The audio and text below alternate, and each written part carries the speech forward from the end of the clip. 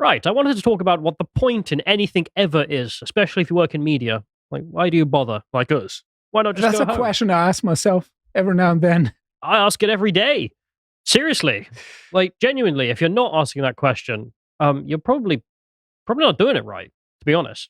For anyone who's wondering, 80% of Callum's workday is spent at his desk with his head in his hands. It's remarkable he gets anything done at all. I'm a mad depressive. But I'm not the only one. NPR over here are having a depressive time, and you may remember this story that we're going to go through begins with this, in which NPR came out and said, "We're quitting Twitter."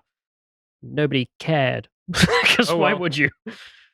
Yeah. They said this is because they were labeled state-affiliated media by Elon Musk because they get state funding. Yeah. So that's what the foreign governments were being treated as. If you got state funding or if you were controlled by a foreign state, you would get state-affiliated media under your company title there. It also matters what you're saying. If you constantly say some things that are in favor of particular governments with a particular agenda, then you merit such a characterization.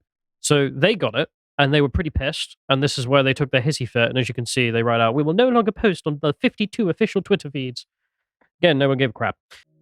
Sorry to interrupt the video, but I just want to let you know that we have a brand new selection of merch on our merch store. These won't be in the store forever, so if you do want them, go and get them now. Thanks very much.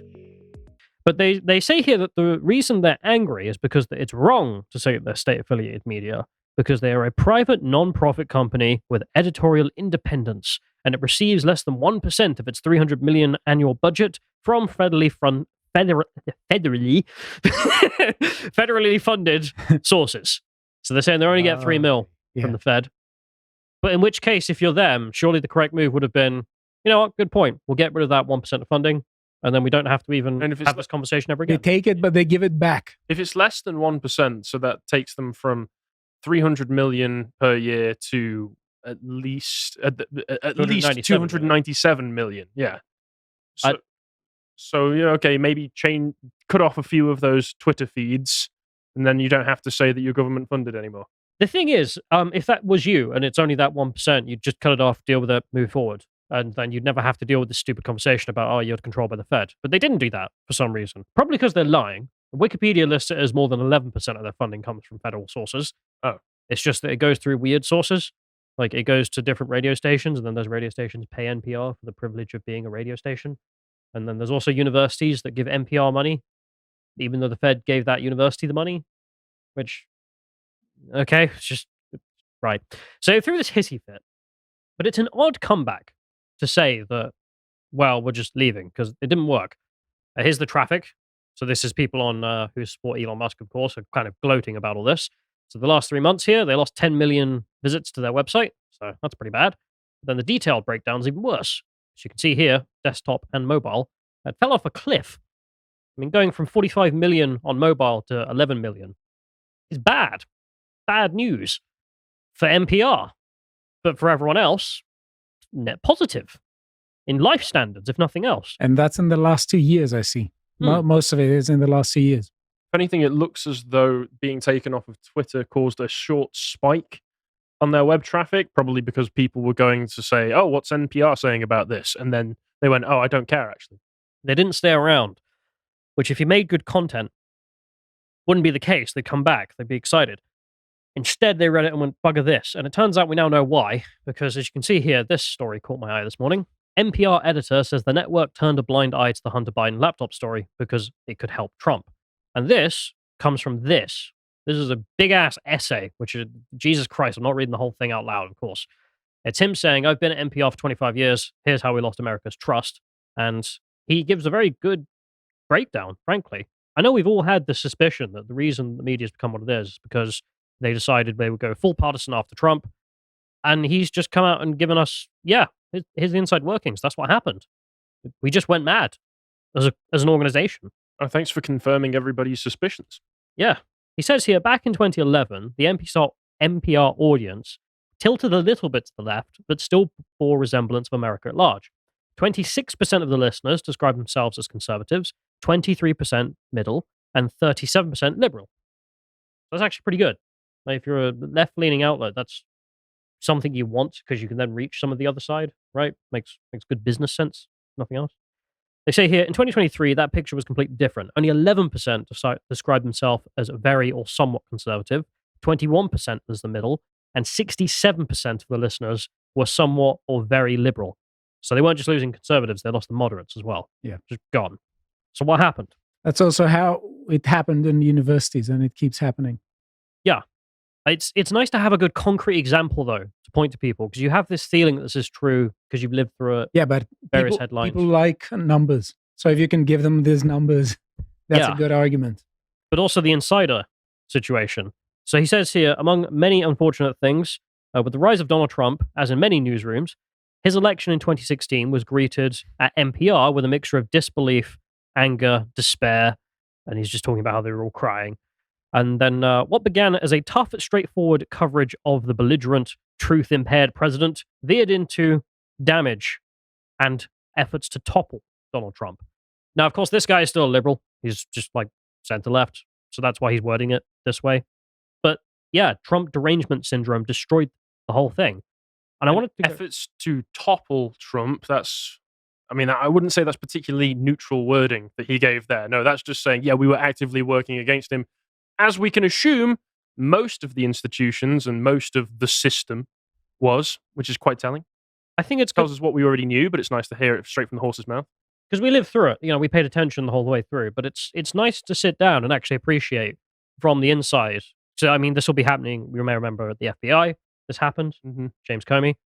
This happened with basically every American institution that because Donald Trump won, they all threw a hissy fit and tried to destroy him. It's still going on.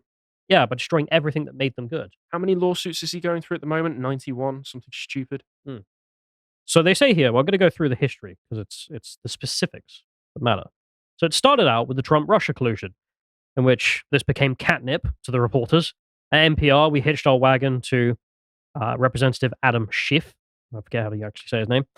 And they say that they interviewed him 25 times about Trump-Russia collusion, in which they just took him at face value. And he kept saying there was evidence of collusion. And then the Mueller report came out showing there was no evidence of collusion. To which they responded by saying nothing. The NPR didn't say whoopsie daisy. You know, you followed the lead, it didn't work out. Just nothing. Just didn't want to talk about it ever again. Leftist conspiracy theory confirmed. We can say that. Yeah. Actual nutter conspiracy theorists, wishful thinking. They still use the Russian collusion. They still use the Russian psyop argument sometimes when things in politics don't go their way or when particularly messages are being spread across social media. Like, this is the Blue Anon meme, but in real time. Like, why did this happen? And he's like, well, the people in the reporting position were all mental liberals, so they just jumped on this. Continues. In October 2020, the New York Post published the explosive report about the laptop of Hunter Biden, in which it turned up in the Delaware computer shop and now had a bunch of stuff showing that Joe Biden himself was massively corrupt. Here's all the corruption deals. And also Hunter Biden has a lot of cock pics, which people enjoyed on the right. Well, Josh did. Josh did not. But NPR, at the editing department, decided that they weren't even going to talk about the story. Quote, we didn't want to waste our time on stories that are not really stories, and we don't want to waste our listeners' and readers' time on stories that are pure distractions. They didn't even want to follow the lead. Yeah. And we remember this, but I mean, just think about that for a minute. A complete abandonment of curiosity. Even just curiosity. Okay, well, what's happened here?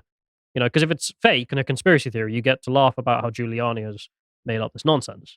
But instead, they just, no interest. Nobody at NPR even wondering how big it is. No. 6, 7, who knows? But they just ran pure defense for the candidate. Because, of course, Joe Biden, as now, as then, was a nothing. Do you remember what Joe Biden ran on in 2020? I am a Democratic candidate. I will do what Democratic candidates do. It's also look I at am my not Trump. black woman. Wow, that was Biden, really, wasn't it? She's a bit black. If you look closely.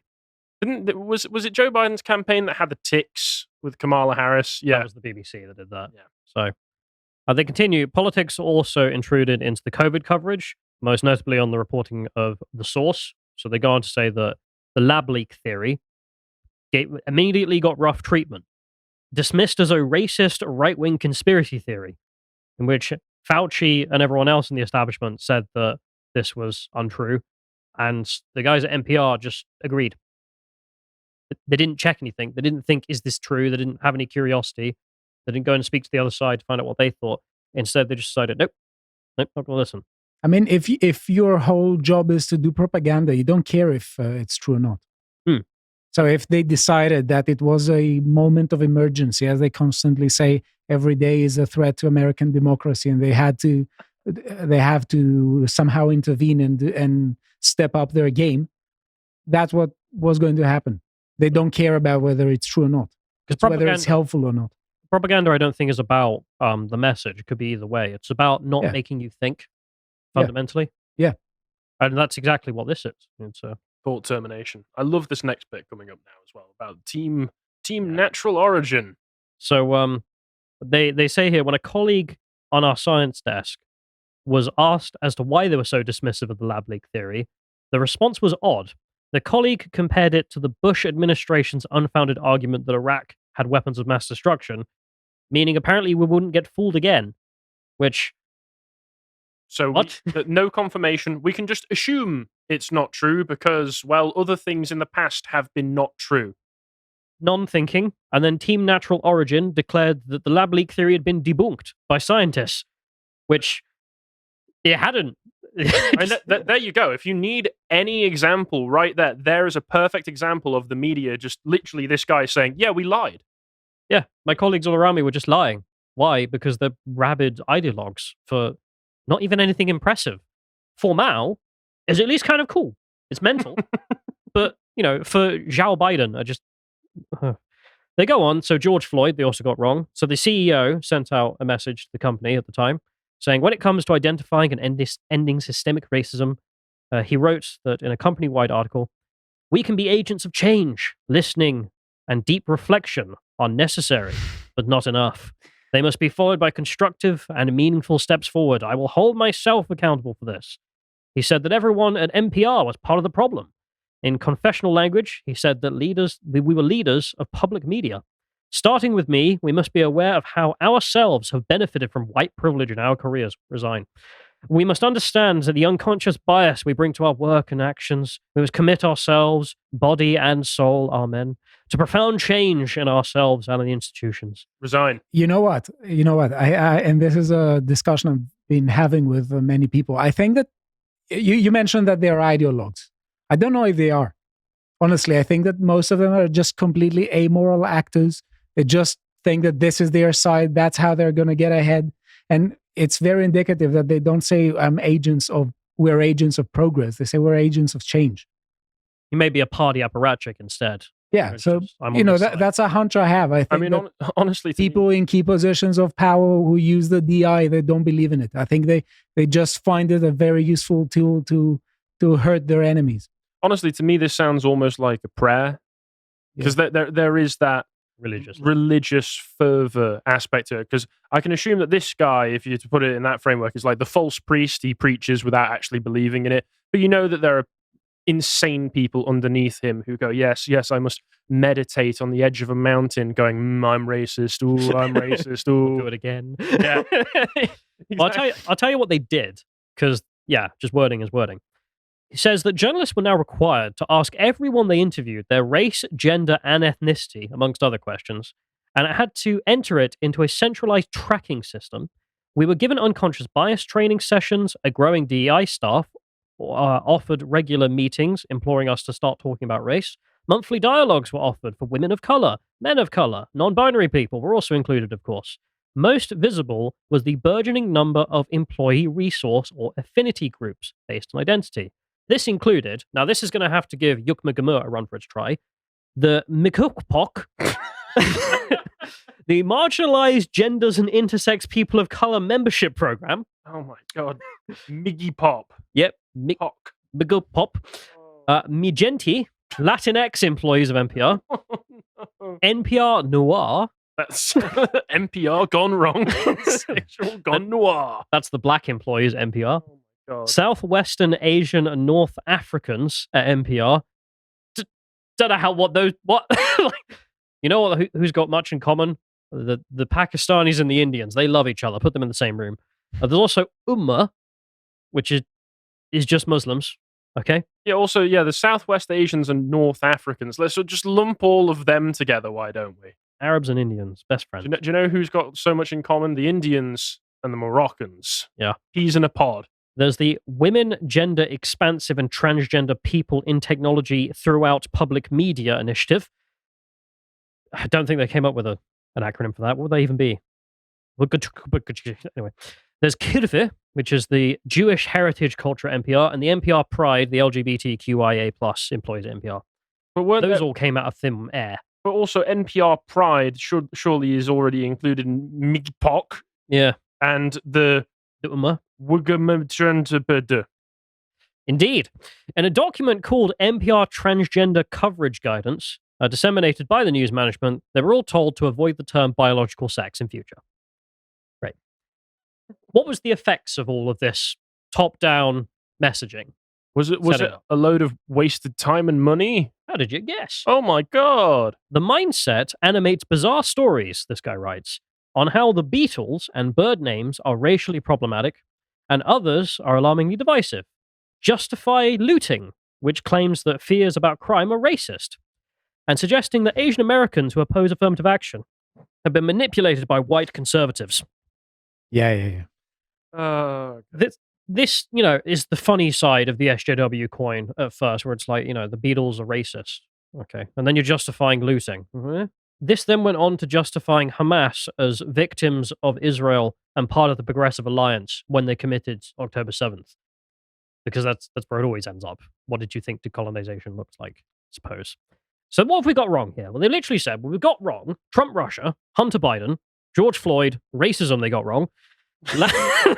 We should have been more racist, he says. Lab leak theory, they got that wrong. Transgenderism, and now Hamas.